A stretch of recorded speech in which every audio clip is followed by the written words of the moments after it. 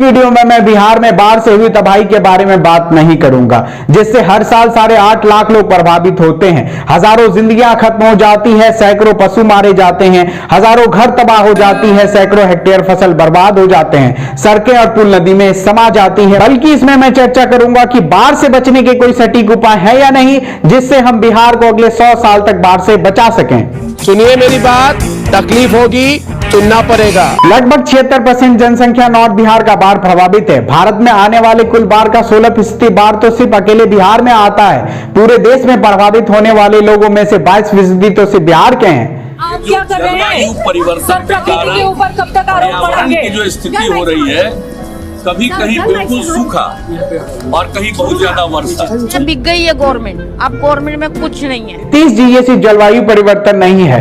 15 सालों में अगर आपने ड्रेनेज सिस्टम को ठीक करने के लिए सही कदम उठाए होते, नॉर्थ बिहार और साउथ बिहार को कैनाल से जोड़ा होता, गांव गांव में बड़े बड़े जलाशय बनाए होते, कोसी नदी पर आधुनिक बांध बनाया होता, बिहार की सारी नदियों को जोड़ा होता रिवर लिंकिंग प्रोजेक्ट पर फोकस करके, तो आज बिहार में सूखे और बाढ़ से हो रहे जान माल के नुकसान को कम किया जा सकता था। नेपाल और झारखंड भौगोलिक रूप से पहाड़ी क्षेत्र में है और बिहार एक समतल क्षेत्र है। जब भी ज्यादा बारिश इस क्षेत्र में होती है तो सारा पानी बिहार की ओर प्रवेश करने लगता है। खास तौर से नेपाल से ज्यादा पानी कोसी नदी में आती है, जिससे नॉर्थ बिहार में बाढ़ का खतरा बढ़ जाता है। कोसी नदी पे बैराग 1962 में ही बनाए गए, जो लगभग 60 साल पुराना है। इसकी इतनी कैपेसिटी नहीं है कि वो ज्यादा पानी रोक सके। भारत सरकार और नेपाल सरकार को मिलकर कोसी नदी पे एक आधुनिक बांध बनाने चाहिए। आइए जानते हैं बिहार को बाढ़ मुक्त कैसे कर सकते हैं। पहला है ड्रेनेज सिस्टम को ठीक करके।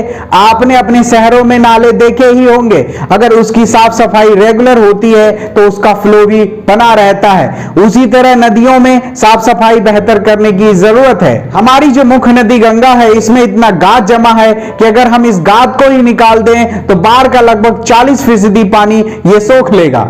गंगा नदी के ड्रेनेज सिस्टम को बेहतर करने के लिए हम डॉगर मशीन का इस्तेमाल कर सकते हैं। वो नदी के तट से मिट्टी काटकर पंप के जरिए बाहर फेंक देता है और इसी मिट्टी को हम नदी के दोनों ओर तटबंध बनाने के लिए इस्तेमाल कर सकते हैं। चाइना ने तो समंदर काटकर आइलैंड बना दिया। दुबई दुनिया का सबसे खूबसूरत पाम आइलैंड इसी तकनीक से बना रहा है। नीदरलैंड ने अपने नागरिकों को बाढ़ से बचने का एक मौलिक अधिकार भी दिया है। जैसा कि हम जानते हैं, बिहार एक लैंडलॉक स्टेट है। बिहार को गंगा नदी के जरिए कोलकाता पोर्ट से जोड़ने की जरूरत है, जिससे ट्रांसपोर्टेशन सस्ता होगा और बिहार के लोग विदेश में अपना सामान एक्सपोर्ट कर पाएंगे। दूसरा इनिशिएटिव है, भारत सरकार को पूरे देश के कोने कोने में नहरों का जाल बिछा देना चाहिए।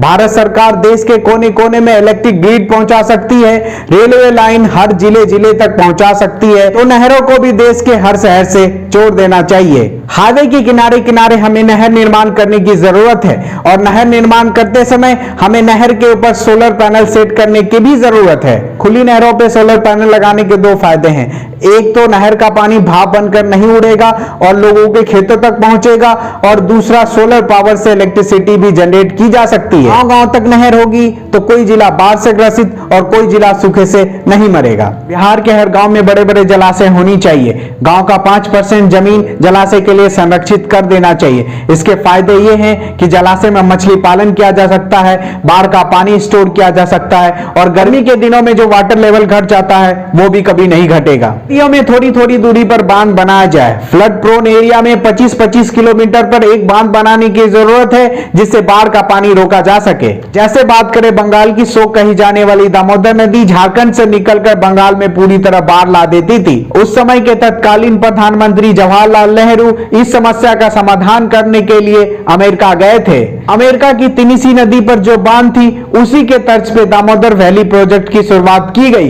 ये एक मल्टीपर्पज डैम था, जिससे हम इलेक्ट्रिसिटी भी प्रोड्यूस कर सकते थे, कैनाल भी बना सकते थे और ट्रांसपोर्टेशन के लिए भी यूज किया जा सकता था। जवाहरलाल नेहरू ने कहा था कि ये आधुनिक भारत का मंदिर साबित होगा।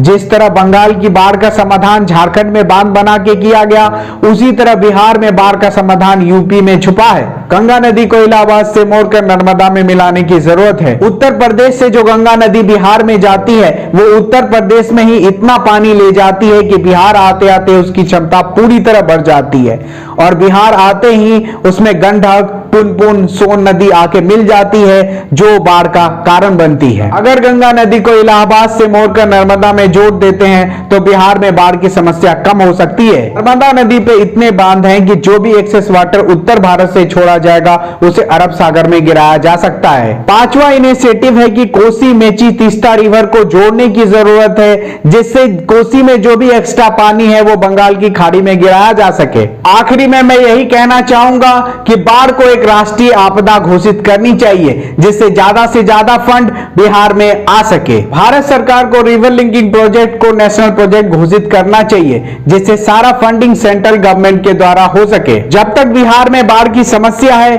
तब तक यहाँ इंडस्ट्रीज नहीं आएंगी। इंडस्ट्रीज आने से बहुत फायदे हैं, लोगों को जॉब मिलेगी, लोगों को जॉब मिलेगी तो इनकम इंक्रीज होगा, इनकम इंक्रीज होगा तो डिमांड इंक्रीज होगा और इंडस्ट्रीज ज्यादा प्रोड्यूस करेगी, प्रोडक्शन ज्यादा होगा तो टैक्स ज्यादा मिलेगा और बिहार की जीडीपी बढ़ेगी। बिहार के लोगों को जातीय राजनीति से आगे बढ़कर अपने विकास के लिए वोट करना चाहिए। हम ऐसे ही इंपॉर्टेंट इशू पे रेगुलर वीडियोस बनाते हैं। अगर आपको हमारा काम पसंद आता है तो हमारे चैनल को सब्सक्राइब करें और बेल आइकन जरूर दबाएं।